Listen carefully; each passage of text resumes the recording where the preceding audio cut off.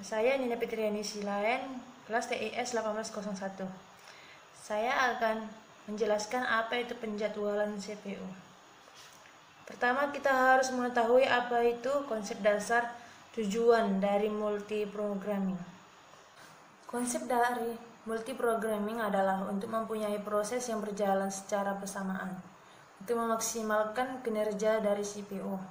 Untuk sistem uniprosesor, tidak ada proses yang berjalan lebih dari satu.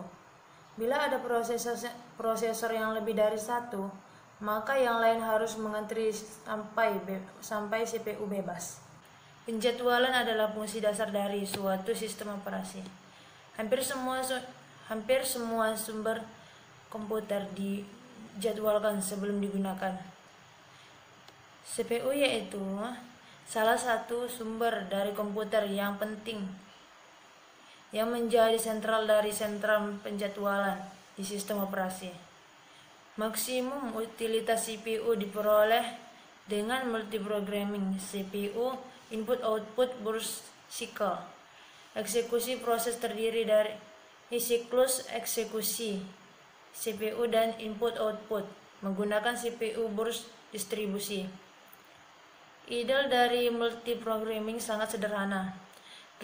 Ketika sebuah proses dieksekusi, yang lain harus menunggu sampai selesai.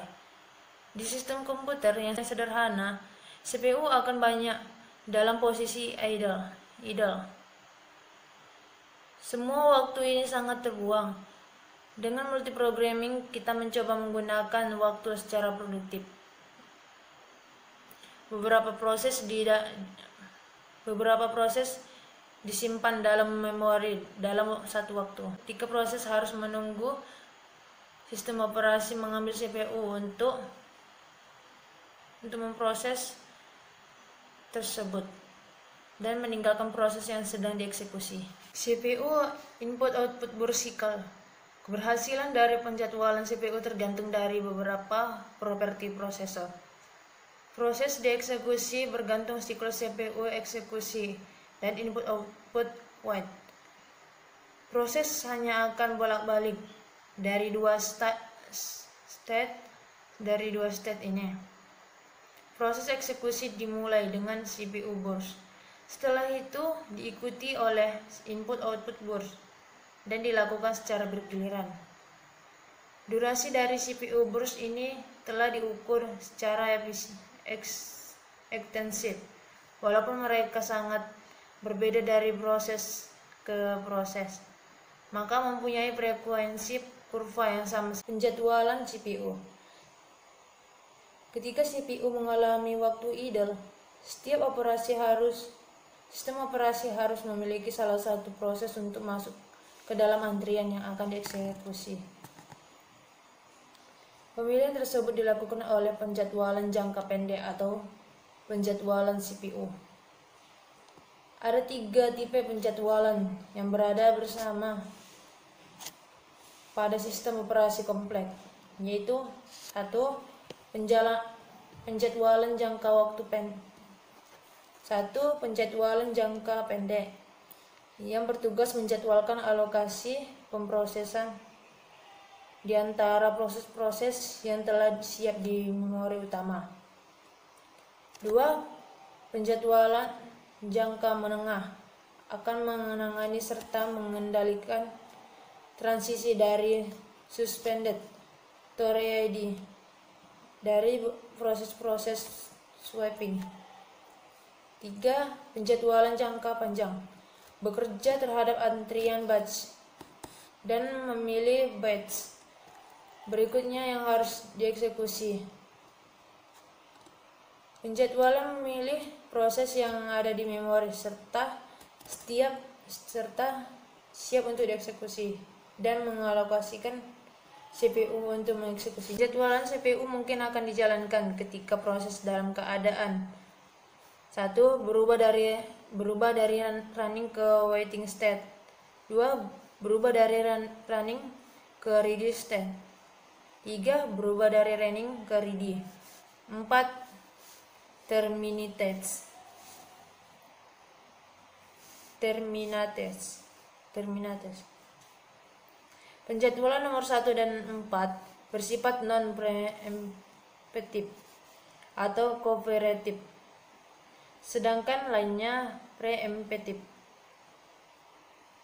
Dalam penjadwalan non-preemptif, sekali CPU telah dialokasikan untuk sebuah proses, maka tidak dapat diganggu. Penjadwalan mode seperti ini digunakan oleh Windows 3.x.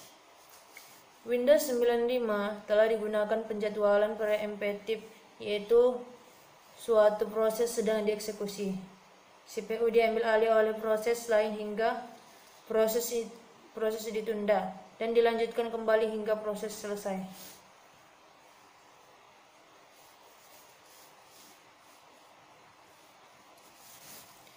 Kriteria penjadwalan. Ada beberapa kriteria penjadwalan. 1. CPU utilization, yaitu untuk menjaga CPU sesibuk mungkin, yang akan mempunyai rank dari 0 ke 100%. 2. Throughput. Salah satu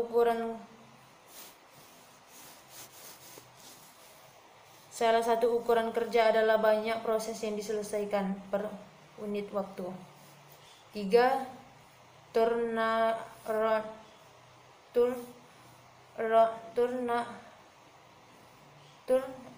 time. Kriteria yang penting adalah berapa lama untuk mengeksekusi proses tersebut. Turnaround time adalah jumlah periode untuk menunggu untuk bisa ke memori, menunggu diri di eksekusi di CPU, dan melakukan input output. 4. Waiting time. Waiting time adalah jumlah periode menghabiskan di antrian ready. 5. Response time. Response time yaitu waktu yang memulai memberikan respon, tetapi bukan waktu yang dipakai output untuk respon tersebut.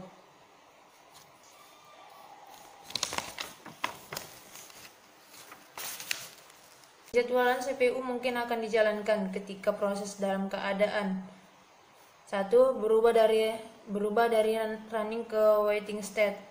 2. Berubah dari running ke ready state. 3. Berubah dari running ke ready. 4. Terminates.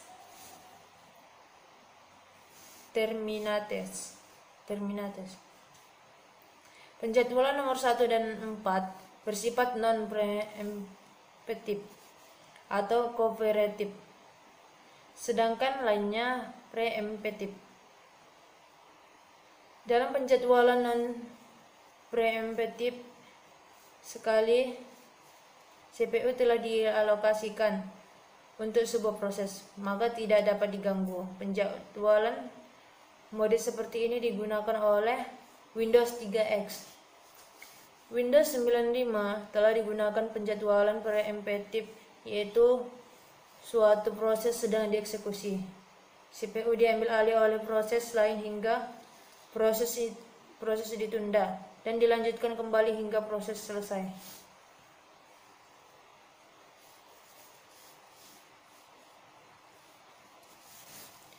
Kriteria penjadwalan. Ada beberapa kriteria penjadwalan. 1. CPU utilization, yaitu untuk menjaga CPU sesibuk mungkin, yang akan mempunyai rank dari 0 ke 100%. 2. Throughput. Salah satu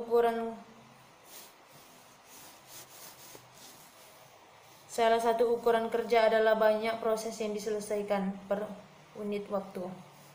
3. Turnaround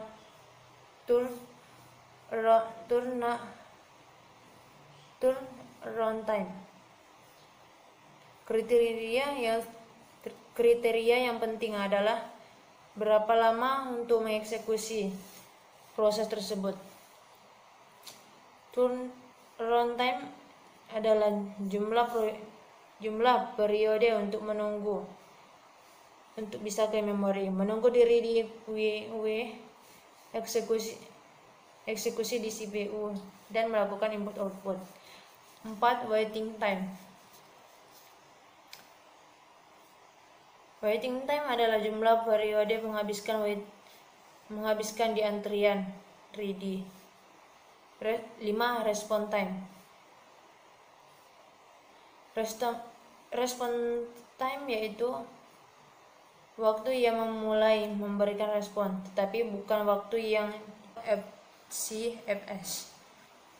Algoritma ini merupakan algoritma penjadwalan yang paling sederhana yang digunakan CPU. Dengan menggunakan algoritma ini, setiap proses yang berada pada status ready dimasukkan ke dalam antrian FIFO sesuai dengan waktu kedatangannya. Kelemahan dari algoritma ini: 1. Waiting time rata-rata cukup lama. 2. Terjadinya convoy effect, yaitu proses-proses menunggu lama untuk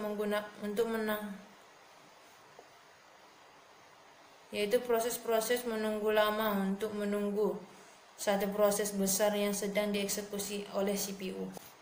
Shortest Job First atau SJF. Algoritma ini mempunyai cara penjadwalan yang berbeda dengan FCFS. Dengan algoritma ini, maka setiap proses yang ada di antrian ready akan dieksekusi berdasarkan burst time terkecil. Hal ini mengakibatkan waiting time yang pendek untuk setiap proses sistem. Hal tersebut maka waiting time rata-ratanya juga menjadi pendek, sehingga dapat dikatakan bahwa algoritma ini adalah algoritma yang optimal. Ada beberapa kekurangan algoritma ini, yaitu 1. Kesulitan untuk memprediksi burst time proses. 1. Kesulitan untuk memprediksi burst time proses yang akan dieksekusi selanjutnya. 2. Proses yang mempunyai burst time yang besar akan memiliki waiting time yang besar pula, karena yang dieksekusi terlebih dahulu adalah proses yang dengan burst time yang lebih kecil. Algoritma ini dibagi menjadi 2 bagian, yaitu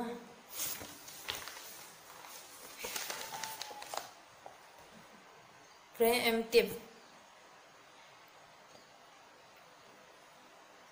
Jika ada proses yang sedang dieksekusi oleh CPU dan terdapat proses di antrian ready dengan burst time yaitu lebih kecil daripada proses yang sedang dieksekusi tersebut, maka proses yang sedang dieksekusi oleh CPU akan digantikan oleh proses yang berada di antrian ready tersebut. Non-preemptive. CPU tidak memperbolehkan proses yang ada di antrian ready untuk menggeser proses yang sedang dieksekusi oleh CPU, meskipun proses yang baru tersebut untuk mempunyai burst time yang lebih kecil. Penjadwalan dengan prioritas atau priority scheduling. Algoritma SJF adalah suatu kasus khusus untuk penjadwalan berprioritas. Tiap-tiap proses dilengkapi dengan nomor prioritas atau integer.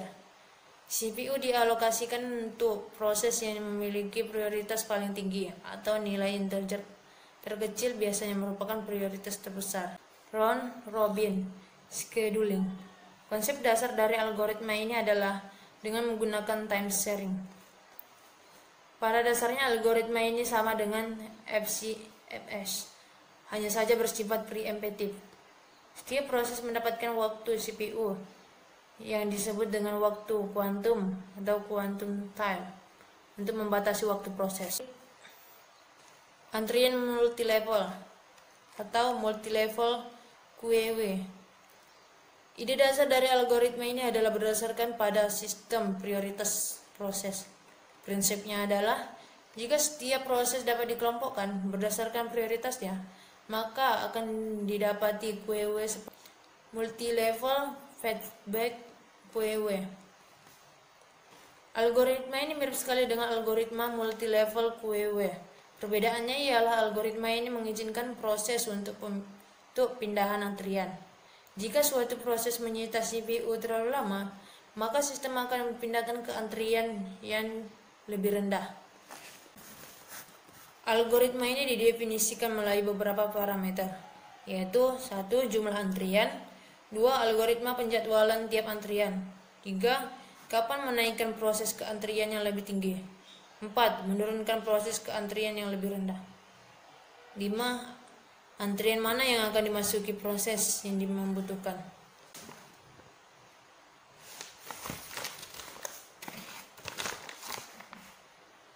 Penjadwalan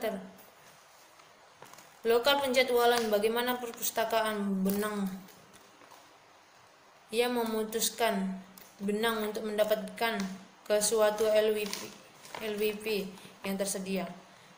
Global penjadwalan. Bagaimana kernel yang memutuskan untuk menjalankan kernel thread berikutnya. Thread dapat dilakukan dan perpustakaan benang menyediakan beberapa fasilitas untuk menangani dan mengendalikan penjadwalan benang. Penjadwalan Java Thread. JVM merupakan algoritma jadwal penjadwalan preemptif berdasarkan prioritas. Semua thread Java mempunyai prioritas dan thread dengan prioritas tertinggi ia dijadwalkan untuk dijalankan oleh JVM. Dalam kasus dua thread memiliki prioritas yang sama, pipo sebuah pemesanan berikut sudah sebuah thread yang berbeda dipanggil untuk berjalan dalam satu kasus peristiwa. Evaluasi algoritma. Kriteria yang sering digunakan adalah fairness atau keadilan, efisiensi, waktu tanggap, turnaround time, dan throughput. Kriteria kemudian dapat menjadi memaksimumkan utilitas proses dengan konstan waktu dianggap maksimum adalah 500 milidetik, atau memaksimumkan throughput bahwa turnaround time adalah berbanding linear dengan waktu eksekusi total. Baik, itulah penjelasan dari penjadwalan CPU. Terima kasih sudah mendengarkan. Assalamualaikum